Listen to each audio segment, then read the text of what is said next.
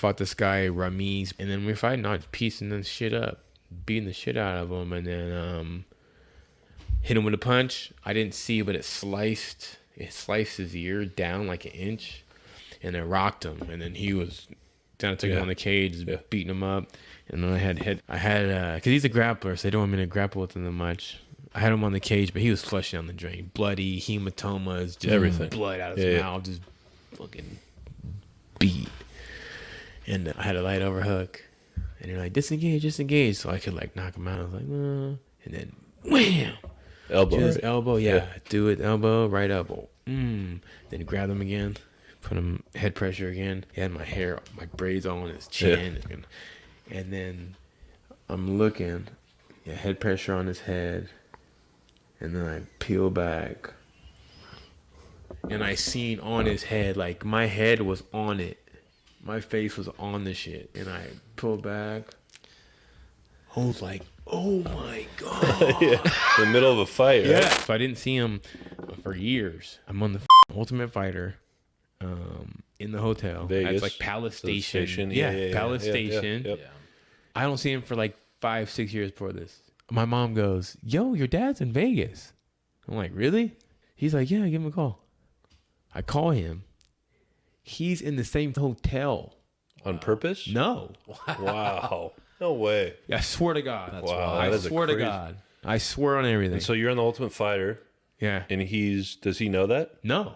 He doesn't even know you're on the Ultimate Fighter. Wow. So how does that conversation go?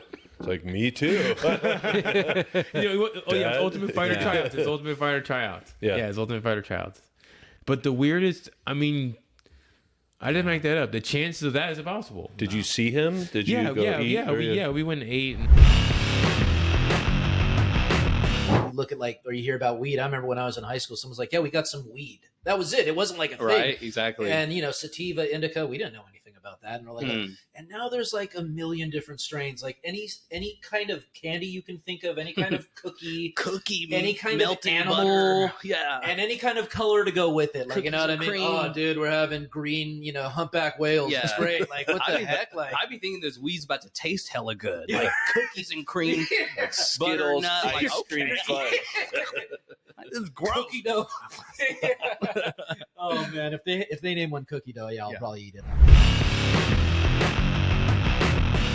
Without giving any, private stories, but we don't want to out Marshawn too bad here, but I'm sure, no, but I think the thing that I came to appreciate the most about Marshawn is he was going to be Marshawn, and for me, like that, I think that meant a lot, for me as a young coach to kind of see like handle your business, show up, play hard, work hard, and be yourself, and trust that that's good enough. Like he never was going to change who he was, for the situation, or for the environment. He was going to be Marshawn, and I think that's what like I learned from him.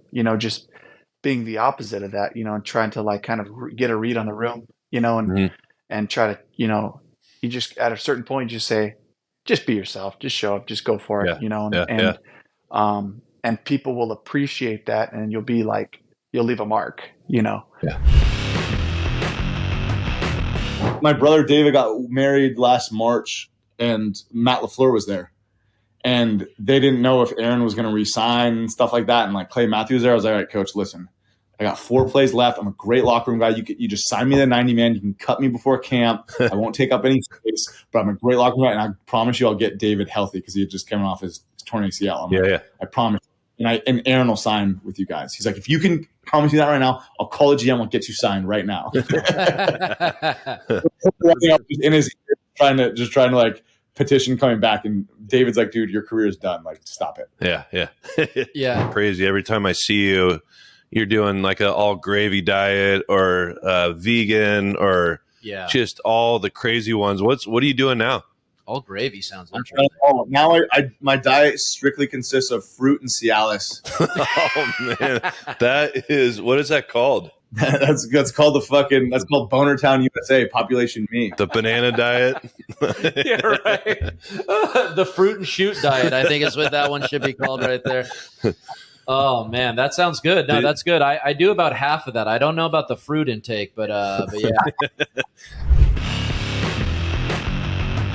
He just really took the football. And I think the first time that I ever recognized he had any football ability, we had a family vacation down in, I think it was down in Ixtapa, Mexico. And they had a tire there. And this was a family-friendly resort.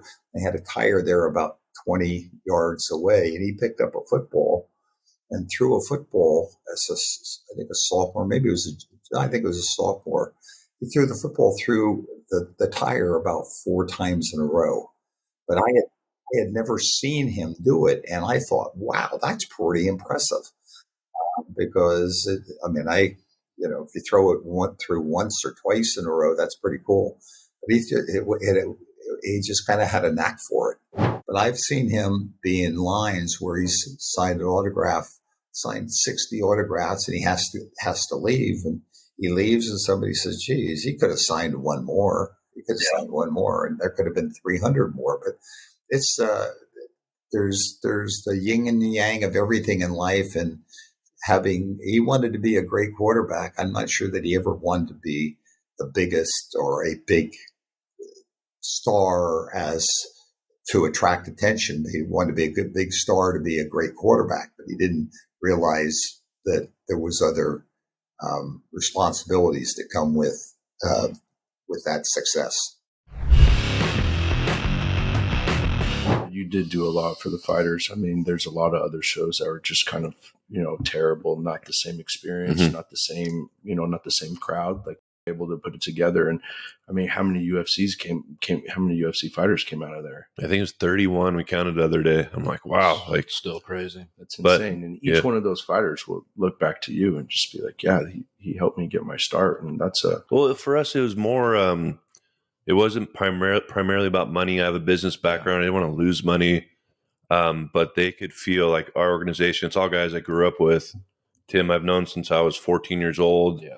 James and Jeff since I was 8 years old. So it was a family, and we cared about these guys. Like Feely, Feely's first fight was we were in Placerville, and I think he had like take off his ankle bracelet because he had some kind of charge on him, like a fighting charge or something. Sounds about right. They had to take it off. He fought and then had to put it back on. It's something crazy. Like he fought Vayman Dennis, and he's like a little brother. He's family. Like when we see Fluffy Anthony Hernandez just killing it right now, or Emmett fighting for the title, makes it all worth it. Because it's, man, a lot of stress, everyone's like, oh, we're just banking in the money. Just try to give them as much of my knowledge and experience that I've had. And, I had 22 fights in the big show, 8 with the WC, 14 in the UFC, and I fought nothing but killers. I don't know how it was out in Western Nebraska. I feel like you probably had some fun things going on out there too. But yeah, I had a lot of fun things going on. I had 2 kids in junior college. Yeah, too much fun, man. That's what I'm saying. There's not a lot to do in Nebraska, so that makes sense. After you're done cow tipping, that's the only damn thing to do is probably start. I'm just keep it PG. Yeah. You don't have to, but you may. Yeah, you had fun. Yeah. You had a good time. So playing Kobe and Jordan, who was? I mean, there's a lot of similarities, right? Yes. Who was a stronger competitor, or could you even compare the two? I think both of them was pretty damn neck and neck. I would give Mike the edge just because of, like, Kobe was a killer too. Yeah, he was. Mm-hmm. Now you got 2 guys that were just killers, and he looked up to Jordan. So it was, and he emulated everything. Yeah. Like Mike taught him everything. So that's why I'm gonna say Mike, because Kobe really patented his game after Michael Jordan, right? And I think he set the standard. Right, and I think playing against Kobe, he was probably one of the toughest guys that had a killer instinct, that wanted to put his foot on your neck and step on it. Yeah, right? And he didn't feel no remorse neither. Like he wanted to was a punish killer. you. Yes, Yeah. right. And there's the reason why they call him Black Mama. Yeah. Right, and that name has stuck with him to this day, and I think he has set the bar so high at how you approach it, how you compete, how you become a professional, how you approach it every single day. When we talk about Kobe, Jordan, how they have that X factor, right? What if LeBron had that? I always think that when I watch LeBron is one of the greatest top 10 of all time, right? At least top 10. But I always wonder, I'm like, what if he had that Kobe, that little more nastiness to him? I think he would be one of the greatest of all time. Yeah, people wouldn't be calling him like he wouldn't be top. He wouldn't be bottom 10. He would be number 1. Yeah, because he has. Yeah, he has everything. all the scoring records. He has all the records. But he just doesn't have. He just doesn't have that killer instinct. Yeah. And again, this is always a debate. Right? I love LeBron. I love what he provides for the game. Yeah. Right? But nobody fears him. Nobody's scared of him. Yeah. Right? At the end of the day, like you look at what he's done and what he's accomplished. It's amazing. Right? Yeah. He's going to go down as arguably one of the greatest players to ever play this game. Yeah. At the end of the day. One of the most impressive wins in UFC history, as far as I'm I concerned. know where this is going. Right? Yeah. Rodolfo Vieira, who was I believe it was a 5-time jiu-jitsu world champion, and you submitted him. And was that the guillotine that you were talking about that your dad So did? that's the one my dad showed me. Yeah. That's Wow, amazing. Serious? Yeah. Wow. So the Shaolin style is what got No, that's it. That was like from YouTube. He used to like do hella studies and shit. Interesting. Well, his name, the Rodolfo Vieira, his name was like Mr. Black Belt, right? Or I honestly didn't. yeah, I think his name has Mr. Black Belt in it. If it's not Mr. Black Belt, so this guy, I remember watching the fight. You weren't supposed to win that. He was supposed to just submit you, and you not only won the fight, but you submitted him, which is a kind of a fu to everybody, right? Like, oh, Bro, he this just guy's trains Mr. jiu-jitsu. Yeah. I mean, like, not once have I ever seen a jiu-jitsu guy and be like, holy f***, I'm scared. Yeah. Have you? If Yeah. he's just going to try to submit me and choke me, like, f*** you. What's- He came over one time and he's like walks in the door and the thing just hops across like this hallway that we had from the kitchen to the living room. He's like, dude, was that a kangaroo? And it's like, he's like, I'm high, but this is like, I'm now. He's like, he was so tripped out by it. And then next thing you know, he's like hopping around behind it in the living room and stuff. And it's like the stories like that from my friends that grew up with me or that were around in those days. They're just like, dude, it was so crazy. You guys had all those animals and like nothing ever happened bad to you guys. I'm like, we took care of them like they were our pets. So, and we knew the boundaries. Like with a big cat or any animal like that, you know they could always kill you at any point.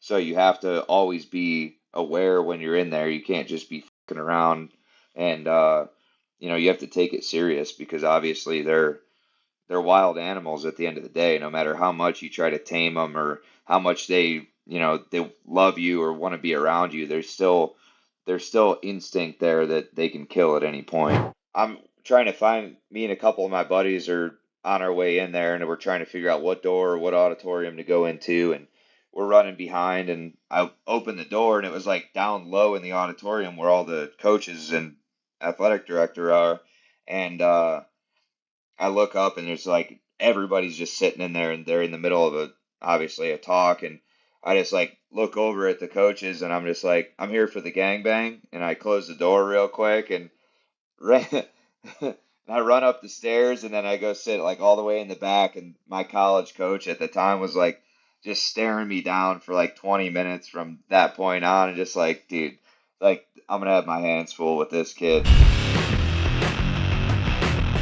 Could have just got a history minor, but I was lazy, dude. My senior year, I wanted to rage. I was like, I'm not taking that extra class.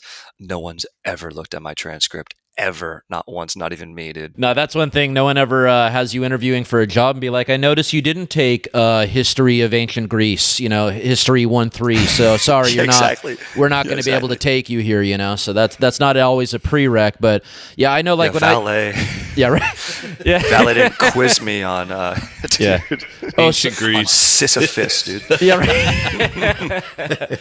Oh, you want to park valet cars? Tell me what Stalin's plan was for the World War II. Exactly. Like, that's not part of the thing, bro. I had an experience with a bipedal creature that seemed like it was a Sasquatch, and I shot it and I hit it. And a bunch of different things happened after that, but it seems like to me that I killed 2 Sasquatches. I'm pretty goddamn sure that happened. So they show me these bombs, and they can only find 7 of the 10 bombs that they set up. And they're like, they're somewhere over here. Yeah, I'm never going up there again. Yeah, Never. exactly, right? So there's supposed to be a couple of these bombs that are there. And that's when I called the FBI. I called the police. I called it. I was like, I need to turn myself in. Money isn't so that I can change my life. The reason I want money is so I can keep my life the exact same. I love my life. Number 1 fastest growing company in Sacramento. I didn't even have a business plan. We sat there in meetings, but it wasn't a business plan. We'd be like, we're taking this month to month, baby. Even that, like if I would have lost my debut, I would have lost a shit ton of money. Like I would have been in the hole. But luckily I won. I got 12-12 for my first one, and that was more than standard was like 10-10, but I took it on such short notice. So but I had to pay for so many flights. Pesh, dude, just fires off a round, just misses my other friend. It was an accidental discharge, but like they're running around with their finger on the trigger with their gun off safe, almost shoots my buddy, and like you can't say anything to him because he doesn't understand. I kicked the shit out of him. Yeah, they understand that. You know, I was always a cowboy. I loved John Wayne, Clint Eastwood, and all that. So going to Oklahoma, I bought me some Pearl Hound pistols. Strap them around here, you know, the Pearl Hound. So I went home, and I dressed up like Clint Eastwood. I had the 2 pistols, the 44s. I had the Derringer in right here, you know, the 38 don't shoot 2 shots, right?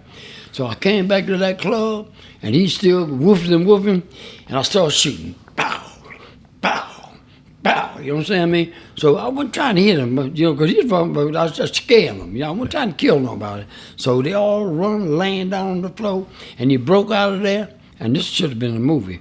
So I'm in a convertible 1966 Eldorado, burnt orange, with a white top. And I let the top down, and I'm driving like this, and I'm shooting at it. All the way to Golden Gate Avenue. Collegiate wrestling or high school wrestling, it's a little tougher, right? I feel like it's a different animal, a guy that gets in the UFC and isn't a wrestler. Yeah, I mean, what's funny is people don't know this, but I actually started out as a wrestler. I wrestled. I was a good middle school and a good high school wrestler, and I f***ed up a lot as a kid, and so I didn't really. I kind of used fighting as almost like a second chance because wrestling just. Yeah, I was a good wrestler. I probably could have got school paid for. I probably could have done a lot of things with wrestling. I didn't wrestle in college. I didn't really go to college, and I got arrested instead. So I started being a professional fighter, and I think that's part of what made me push so hard with MMA is having kind of blew it with. That's what made me push so hard with fighting is I kind of blew my opportunity with wrestling. You know, it was gone. I show up and the windows are like all covered up and like it's all, you know, kind of hush hush and I think the weight's at like 160 and like I don't know where my opponent is. I don't see him and he's like, don't worry, he weighed in already. And I'm like, all right. And I weighed in like a little over 160. He's like, it's fine, doesn't matter. And I'm like, all right, cool. The undercard was a couple of chickens. Like, what the hell, man? This is a little sketch.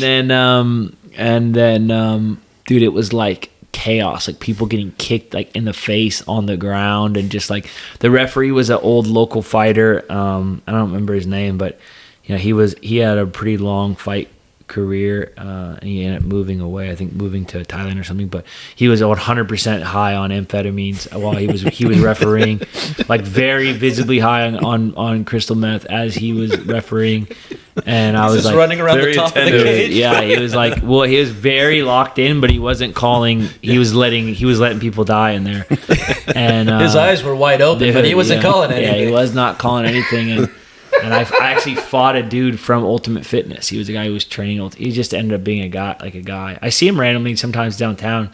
And I fought a guy who was training Ultimate Fitness at the time before I had met Faber, any of those guys really. And so, whatever. It's my first smoker fight. I go in and I was like, and this girl I had just started talking to at the time was in the crowd. So I was like, I gotta put on. And then within I broke the dude's arm within 30 seconds. The 7 days when I was in jail waiting for bail is when I decided, bro, if God, if you get me out of this, if you just get me home so I can fight this on the streets, I promise I'll never again. I said that, bro, every day. And I came up with ways to make money while I was in jail, right?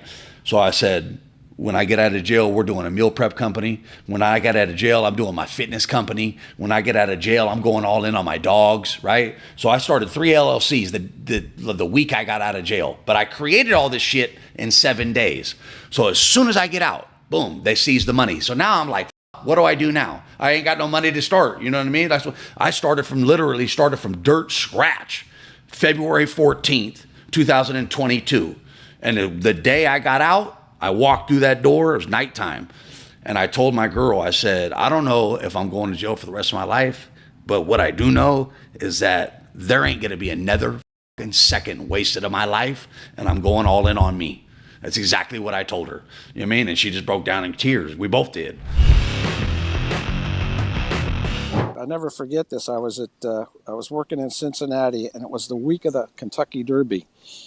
Well, the headlines all week were Pete Rose getting banners. The gambling issue came up.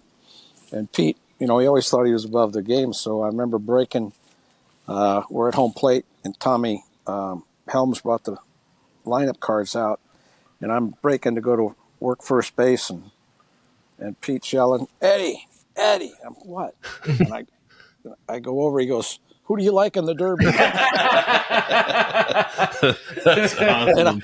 And I said, you're nuts. I mean, this is like. So the way it works, believe it or not, is they don't really even start the process until you bought the house. Okay. So it's a lot of acting and they kind of give you roles, So my role was, the coach guy. I just, wrote some books, laid back, chill guy. My wife's role was basically, this isn't what I'm looking for. Kind of like naggy a little bit, which she caught a lot of heat for which is wild, right? She caught a lot of heat on social media and stuff. And all these, they got HGTV house hunter sites. And it's like a real thing. So I came out looking really good, but she didn't say too many good things about her. So we already had the house, and then they just had our realtor set up 2 other homes that, we go look at, and then we play it off like we don't know which one we're going to get. I do think it's funny they said the word tame, you're the only one who could tame her. Like she's this wild cat that you have to like she's some fucking stallion out in the field that you had to ride around a little bit and smack her around. She's like a centaur. You tied her up to a tree out in the rain. When I was working for the government, for the state of California, this is how much my integrity got in the way. So I was exposing them on so many different things. One of them being that they mismanaged $32 million of our taxes. LA County. So when you were asking, some of these counties, is there more fraudulent stuff? So I did an audit of LA County, and with my audit, if done correctly, they would have had to owe back billions of dollars back to the federal government. Okay. That means that they overspent our resources, our taxes. Okay. And so I presented that to my supervisor, and he's like, oh, you need to take this out, take this out, take this out. And I'm like, that's literally my entire audit. And he's like, oh, it doesn't matter. This is for political reasons. I was like, I don't give a flying F if this is politically driven or not. That shouldn't dictate whether or not these audit reports are, true. And so I was I caused so many problems. The head person of the entire state controller's office, this is the state controller's office, put them on blast. The head person called me in his office and he's like, Alicia, I need you to stop like doing your job. Yeah. Basically, like stop doing your job. And I'm like, no, that's gonna be that's a problem for me. This week I'll have about 15 guys that I'll do on Thursday, and it's just Whoa. very light touch up. Wait, what'd you just say? Now we've just gone to a totally different Now subject. you're really making a lot of money during the week. No, you did bring up something that I was just over. She said she had 15 guys. I mean, hey. in one day. Wow, what are you doing during? I assume you're only taking about 3 or 4 at a time, but anywho, you really set yourself up for But 15 guys you're taking. But what are you? Yeah, they're running a train. So yeah. So they're actually filming, and I'll bet they are. Yeah, I'll be there to touch them up and powder them up. I'm sure you Their will. faces. Yeah.